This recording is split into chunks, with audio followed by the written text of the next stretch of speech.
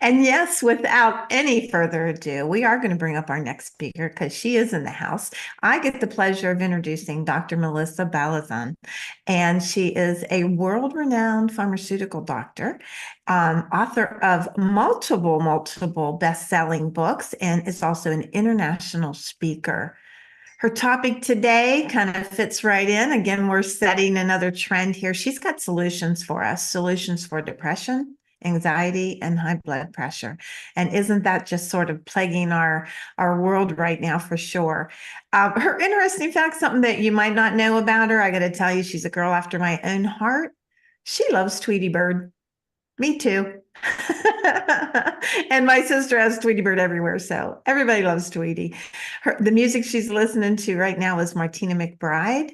This one's for the girls. Yeah, that's a battle song. I love that.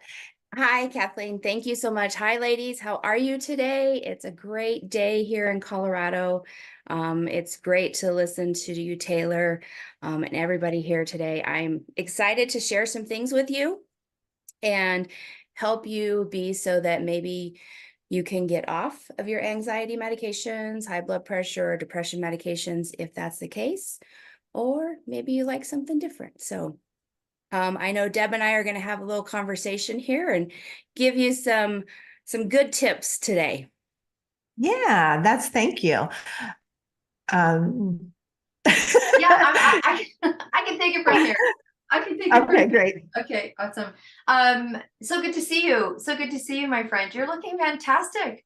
You're looking Thank you. fantastic. So, I just want to say, we met, and this is the beautiful, this goes back to what we were talking earlier about, Brenda talked about making friends and getting to know each other. And so me and Melissa met, honestly, just on an event like this. And somehow, for some reason, we decided to get together. And then when we got together, we decided to get to know each other. And so by getting to know each other, we decided to talk every week, every 2 weeks, right? Nice. And we did that for a very long time. And then this project came into my life. And I sent her a text this morning. I'm like, I can't wait to have a get together after the 11th of May, right? But it was just this get together. And it was like, what do you need? What's going on? What do you need? What's going on? What do you need? And that's such a powerful question that I've taught over and over and over again. So look, why don't you give us a little bit of background? We know that you're a doctor, and we know that you, what I know and what we all know, because you've been a big part of this project since the beginning. If you haven't been, she has been, as you have a big heart for your concern for the amount of things that people are taking, whether they're the right things people are taking, whether they're conflicting. And why don't you give us a little bit of background like that? Because that's your mission and that's your passion. Absolutely. So what I've noticed in my many years, over 26 years now of experience in the world of healthcare and pharmacy, is that we're doing it wrong. There's some things that are right.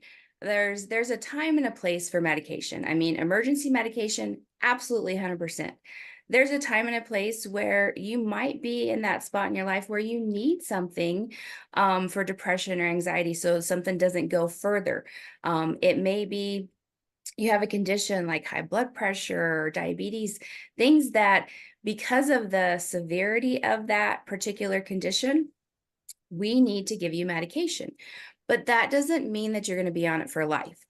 So many times when you go in to see your physician, we expect to get a medication. We go in, we're expecting to have something written. That's ingrained in us. That's been how we've been brought up. Not many physicians look at other things, supplementation. When I look at the history of healthcare, and I've seen hospital, I've seen outpatient, we just layer on the medications. That's the thing. People will call me and say, hey, I'm having a problem with dizziness, because I've been put on this medication because of whatever it happens to be. And their physician just gave them another medication. So we're masking the side effects of a medication with another medication. And this happens all the time. I've seen it. I've seen the way that we have been treated. We go in, we ask, we're seeking answers because we can't figure out what's wrong with us. One thing that got me way back into the world of healthcare and pharmacy is somebody really close to me, they were seeking answers. And the doctor just kept saying, it's all in your head. It's all in your head. Well, it's not always all in your head.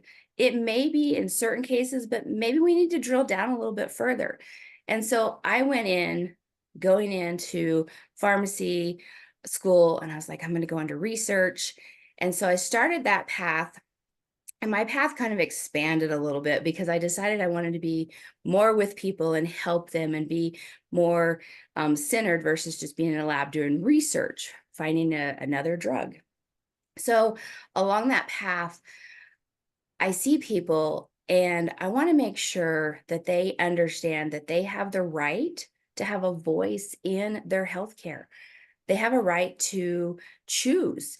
Maybe your physician says, hey, you've been diagnosed with this and you're distraught. You're scared. You're anxious. You don't know what's going on. You've been put on, you're saying your life is going to end right now if you don't start this medication. And so your fear kicks in. Your doctor has put that fear in there. And it's not that they don't care, but this is how they're brought up, the system. Our system is to check the box, give you medication. Well, I want you to know that there's other choices. And so my passion is to sit down with you and to figure out what is the right choice for you. What's the right choice for you in that circumstance? So along my career, I keep going back to how do we get it right for you? We look at what you're taking. And so that's kind of what started me on this journey of I want to make sure it's right for you, not just right for Joe Blow or Jane. Wow. So when you talk, I'm sure there's many people that are nodding their head because I can see that they're nodding their head.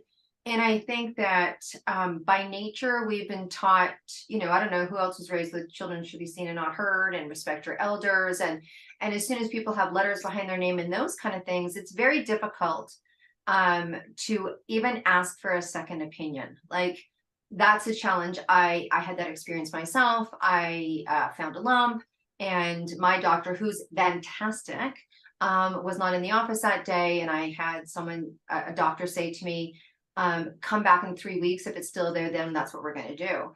And she was just about to go on lunch. And I sat and I said, I'm not leaving unless you give me a prescription for an ultrasound. Now look, people would not think that I'm a fear-based woman. We all have fear, but I'm not the person that tends to, but I felt fear.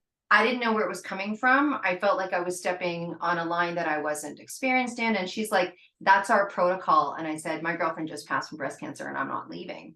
And so she threw it at me. Like she threw the requisition at me. And that wasn't that long ago. But the point is, I don't know where that fear came from to even ask about a second opinion.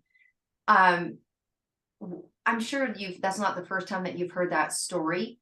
What can we do? Like, what can we do? Like, what do you recommend? I mean, you're here and you're advocating. And here's the thing, brave on, because there's not a lot of people that's going to challenge. It's like listening to Dr. Paula Gordon. Like, you're actually kind of making a claim that people would rather you just hush, hush, hush, hush, hush over here, please, Dr. Melissa, and not tell people that. So good on you. Thank you for the allowance, the permission slip.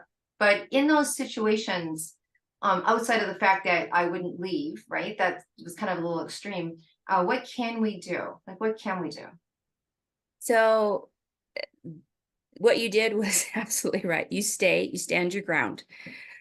If you're forced to leave, you do. You get a second opinion. You call the administrator. You call and talk to them. A lot of our physicians are very good, but yes, we see in our practices, the way that medicine is set up today, you often will see a colleague. And so call administration, say, hey, I wasn't treated correctly. I have the right to choose. I would like a second opinion. I would like the prescription for the ultrasound, for the x-ray, for whatever. But holding your ground, I think, is the biggest thing for you. And if you're alone, I would say lean on somebody. If you don't have a spouse, call a friend. Say, hey, this is what happened. And hopefully that friend will be able to say, hey, okay, well, let's call the administration and let's see what we can do. Let's get you a second opinion. Let's start looking through the yellow pages, Google, and find that physician that we can go to so we can get the answer.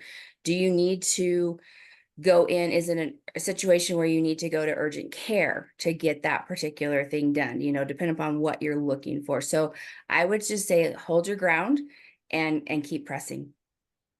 I think that, we need to hear that and be reminded of that. Let's talk about something that you brought up that we talk about sometimes. And I think it's so common now that it just flies by. Like if we talk to a girlfriend, how are you doing today? Oh man, I have a little bit of anxiety. Oh yeah. Oh my gosh.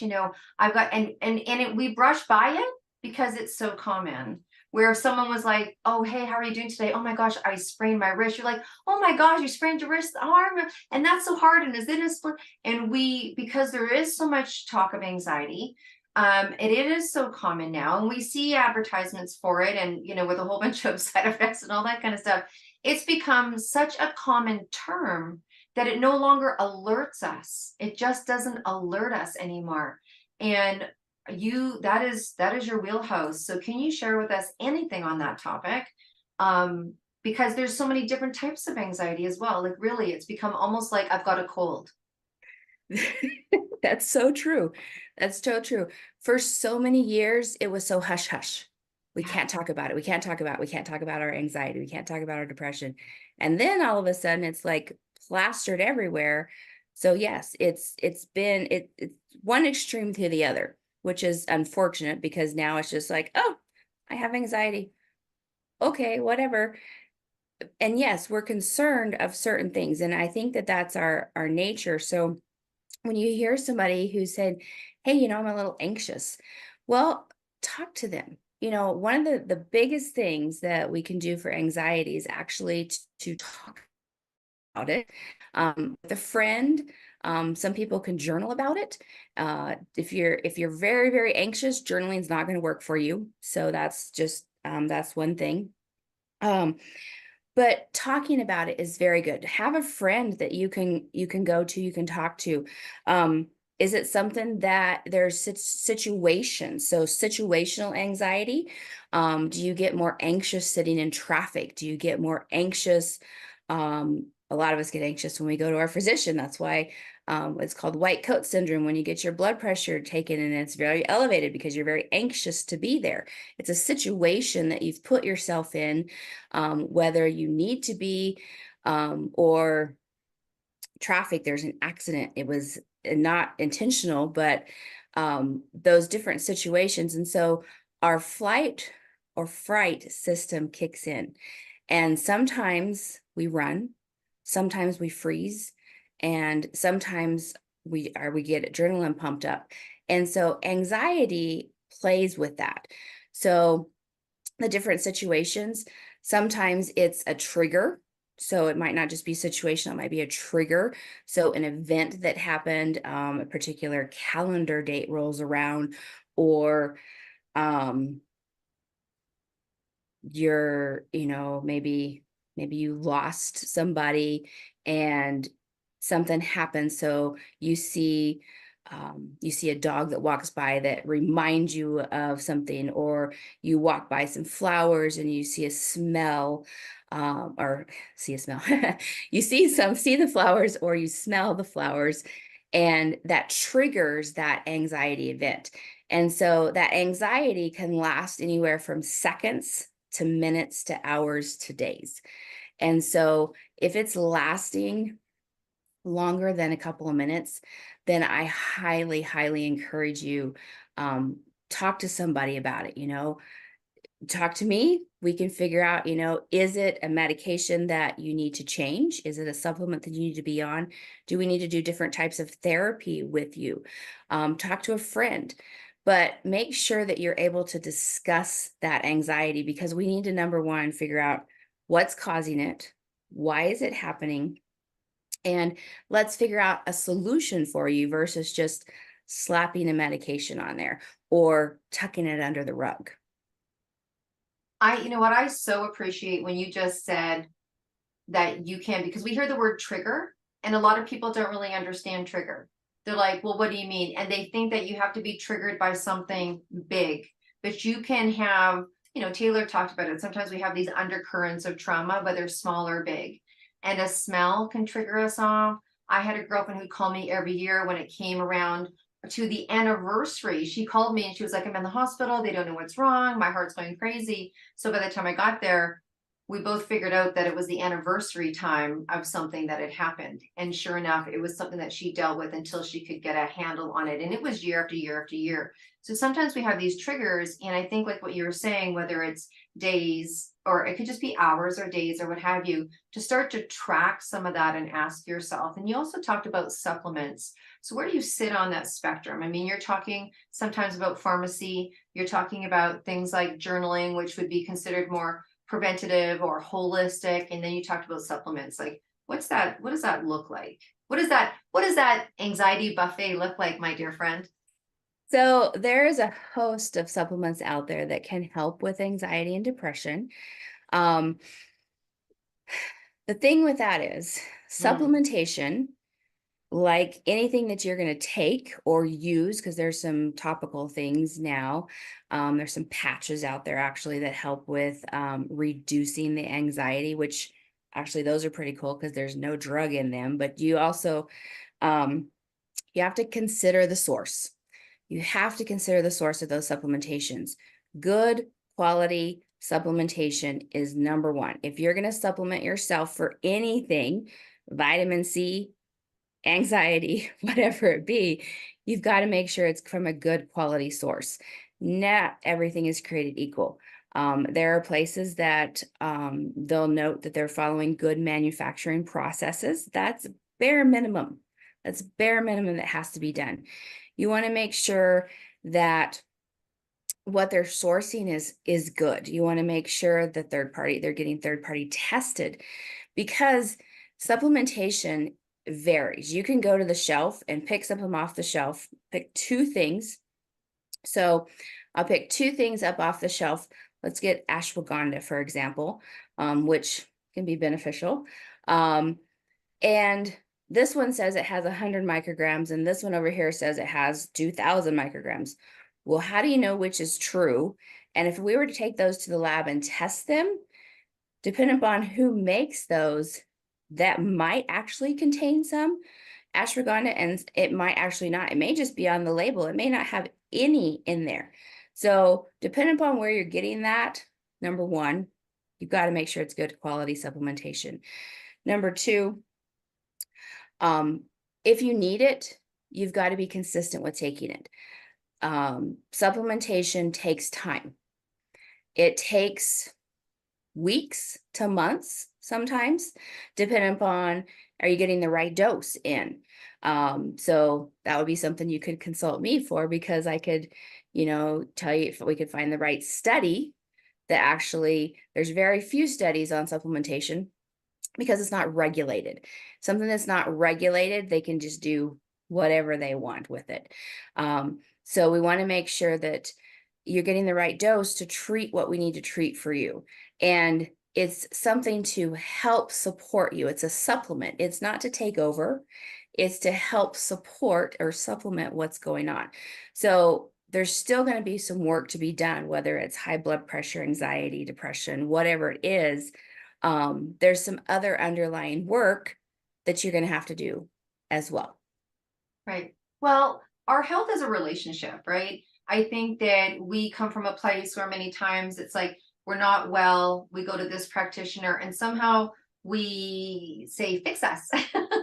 Or what do I need to do to make this go away? And many times it's now become, it's a relationship that you want to have with your practitioners. It's a relationship, and it's a two-way street in terms of not just prevention, but also prevention and correction. It's like there's that inside, like, what is going on with me as well, right? What could be playing privy into this? I know we're going to be wrapping up soon, and I want to ask you two things. One is, let's talk a little bit about high blood pressure, right? High blood pressure, because I don't think women by nature think they have it or get it. No, I really don't. I think we think of high blood pressure as someone older than us and not necessarily us. And there's, I think, a disconnect. What can you share with us a little bit about high blood pressure and I don't know, maybe something we can do or just bring us up to educational speed on high blood pressure? So high blood pressure, yes, can affect many women and men. High blood pressure is the silent killer. It is one, I don't have my numbers in front of me today, Deb. Heart disease is the number one killer of women and men. Mhm. High blood pressure leads to heart disease. Undiagnosed high blood pressure can lead to a heart attack or stroke, and you can die and not even know you had it. So I don't say that to scare you, but I do say that to scare you a little bit. I want you to be aware. So I want you to make sure a lot of people nowadays aren't going to their physician routinely. We used to always go to our physician for a routine physical, but if we feel that we're healthy, we don't do that. So I would encourage you to make sure you get your blood pressure checked.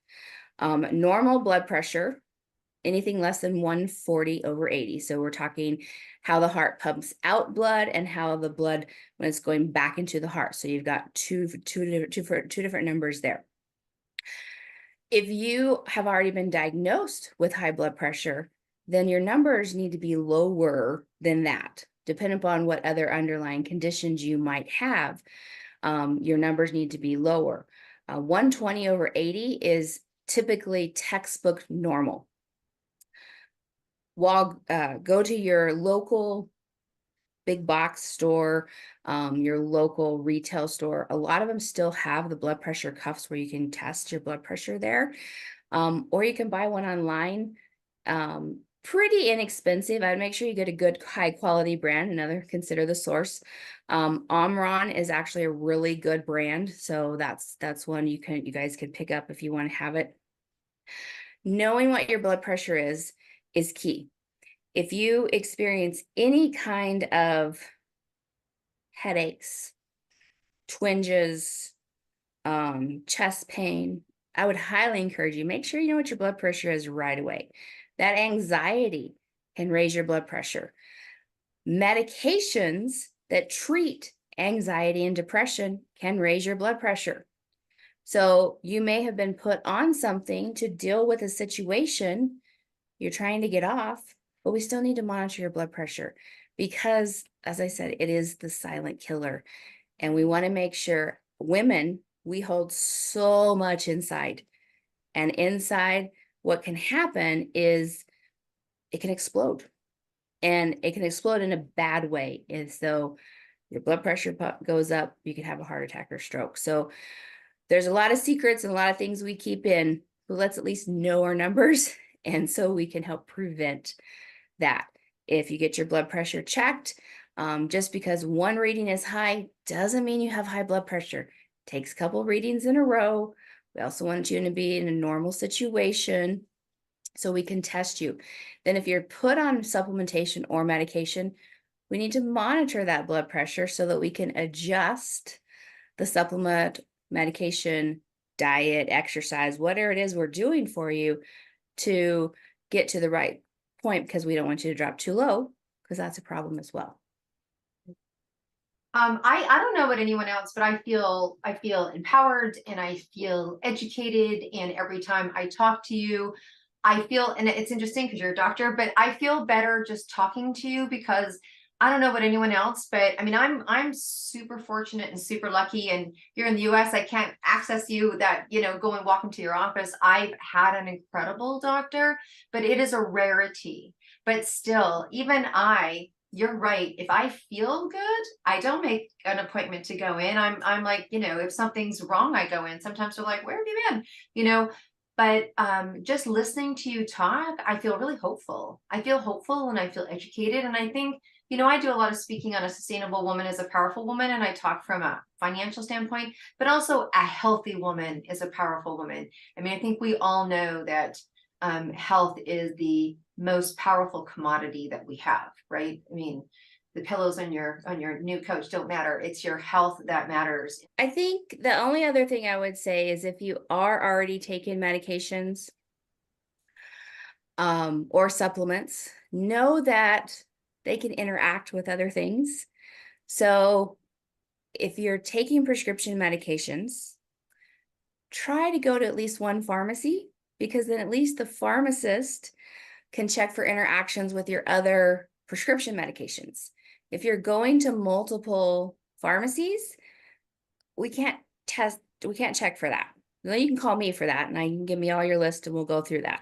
But know that things like food, what you drink, not just alcohol, but other beverages, can interact with your medications and or your supplements. Supplements do interact with other supplements. Supplements can interact with medication. So be wise and learn what you're already taking. Is it good quality supplementation? Is it interacting with something else? Your over-the-counter things that you pick up because you saw a commercial on TV or somebody mentioned something, your friend recommended something. Just know that there's different things out there and be aware. That's what I would say. Okay. Love, love, love, love, love, love, love. Let's share some love. Thank you for caring about us. We care about you. That was so powerful. So powerful. Kathleen, I'm going to pass it over to you, but thank you so much, my dear friend. Absolutely. Oh my, Dr. Melissa, that is so amazing. Everything you said, I heard, and I worked with a lot of pharmacists at one point in my life, and I read a survey once, and it was thousands of people, and the question was simple. What is the one doctor that you have that you would never be without? And hands down, the pharmacist was the one. And now we know why, right? Now we know why. And you taught us so much about some of these specific opportunities, but I think what you really taught us today was, number one, you are responsible for your own health. Don't just give it to someone else. Challenge your doctor. I love, how Deb reframed it and said, your health is a relationship, with you and with your doctors. And I think if you've been anywhere, if you've been around for a couple decades, like some of us, you've been to a few doctors and you may have experienced exactly what Deborah's talking about. And, the challenge is, now we know, don't just walk away feeling bad, having one more instance where you can see nobody really cares about you or whatever it is, or this is all in my mind, or, just challenge it.